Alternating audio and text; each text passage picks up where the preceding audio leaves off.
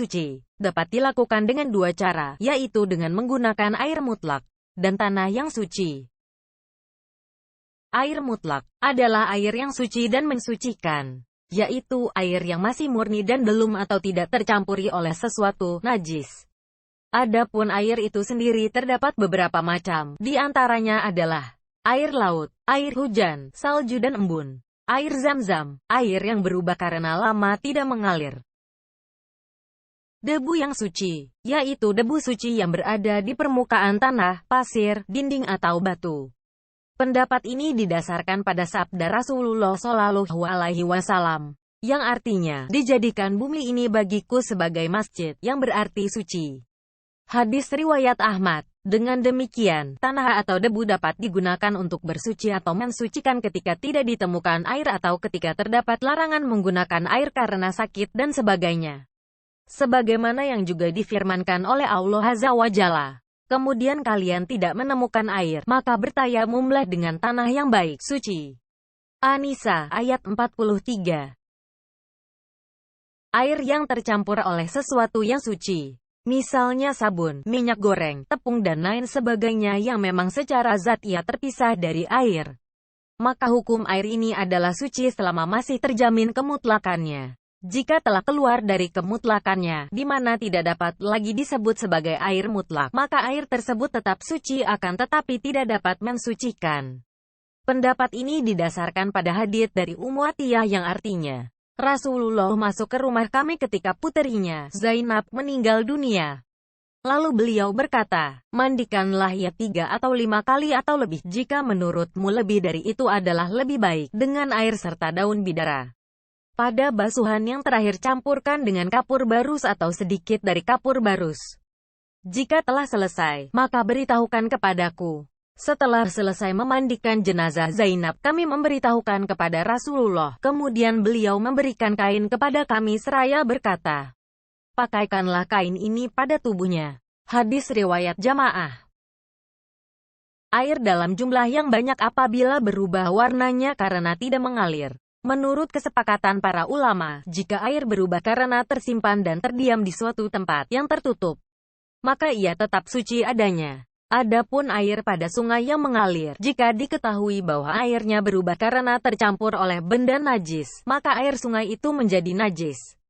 Sedang apabila tercampuri oleh sesuatu yang suci dan sesuatu yang najis, yang dapat merubahnya, tetapi masih diragukan perubahannya, maka tidak dapat disebut najis hanya karena bersandar pada keraguan semata.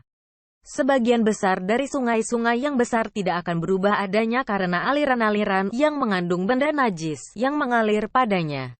Akan tetapi, apabila terlihat jelas perubahannya karena tercampur oleh benda najis, maka air sungai itu menjadi najis. Apabila air sungai itu mengalami perubahan bukan karena sesuatu yang najis, maka mengenai kesuciannya terdapat dua pendapat yang masyhur dan sama-sama memiliki dasar pijakan yang dapat dibenarkan. Wallahu a'lam. Air mustamal. Yang dimaksud dengan air mustamal di sini adalah air yang sudah terpakai atau terjatuh dari anggota badan orang yang berwudu. Untuk itu hendaklah wanita muslimah mengetahui bahwa air seperti ini tetap suci keberadaannya. Sebagaimana air mutlak dan tidak ada satu dalil pun yang mengeluarkan dari kesuciannya, menyatakan tidak suci.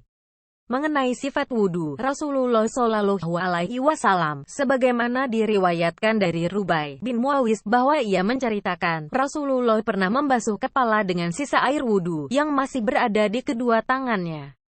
Hadis riwayat Ahmad.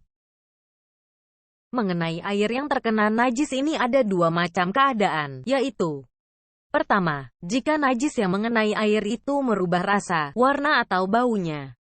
Menurut kesepakatan para ulama, air yang berada dalam kondisi seperti itu tidak boleh dipergunakan untuk bersuci. Kedua, jika air masih tetap dalam keadaan suci dan mensucikan, di mana salah satu dari ketiga sifatnya, rasa, warna dan bau, itu tidak ada yang berubah.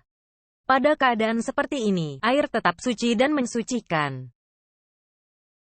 Air yang jumlahnya mencapai 2 kulah. Imam Asy-Syafi'i rahimahullah telah menetapkan air yang tidak menjadi najis karena terkena atau bercampur benda najis, yaitu selama tidak berubah sifatnya sebanyak 2 kulah atau 5 geribah. Satu kula sama dengan 160,5 liter. Sementara para sahabat beliau menafsirkannya dengan 500 ritel. Satu ritel sama dengan 2.564 gram. Air yang tidak diketahui kedudukannya. Rasulullah pernah melakukan suatu perjalanan pada malam hari, di mana beliau dan para sahabat melewati seseorang yang tengah duduk di pinggir kolam yang berisi air. Kemudian Umar radhiyallahu anhu bertanya, apakah ada binatang buas yang minum di kolammu ini pada malam hari? Maka Rasulullah berkata, wahai pemilik kolam, jangan engkau beritahukan kepadanya, Umar. Karena hal itu suatu hal yang keterlaluan. Hadis riwayat Ahmad dan Baihaqi. Demikian juga terhadap air yang berada di jalanan, selama Anda tidak mengetahui kedudukannya.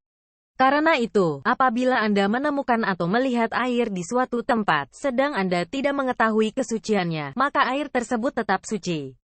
Sebab Allah tidak membebani Anda untuk mencari hakikat air tersebut.